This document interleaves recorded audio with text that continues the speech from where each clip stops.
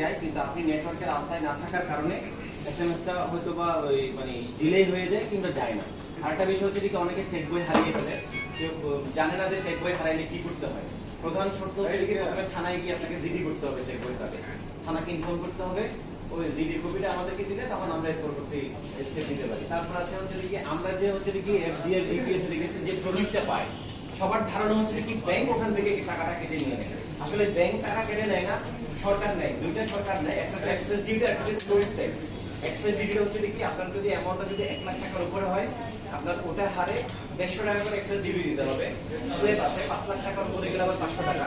আবার ওই যে আপনি ইনকাম করছেন সরকারকে দেওয়ার পরে ওই ইনকামের উপরেও সরকারকে একটা ট্যাক্স দিতে হয়, সেটা হচ্ছে কি আপনার 10% কিংবা 15%। মূলধনের উপরে কাটা থাকে।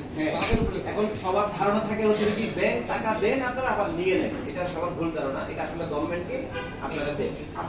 সরকার আপনাদের টাকা আছে এখান থেকে আয় থেকে ইনকামটা সরকার কাটে। এদিকে আমি ইনকামটা আউটদিকে কত করে দেই? আপনারা যে ইনকাম ট্যাক্স দাখিল করছেন ওখানে যখন আপনি এই যে দেখাবেন যে আমার কাছ থেকে আপনার কাছ থেকে যে সরকারকে আমি দেই, আমার যে সঞ্চয় আছে সেখান থেকে আমরা সরকারকে দেই, তার প্রমাণ আছে। সেটা যখন আপনি ইনকাম ট্যাক্স দাখিল করবেন, ওই ডকুমেন্টসটা যখন দিবেন, ওটা ওরা আপনারা দেওয়া থেকে যখন রিটার্ন দিবেন তখন আপনার যে মূল অ্যামাউন্টটা দিতে হবে তার থেকে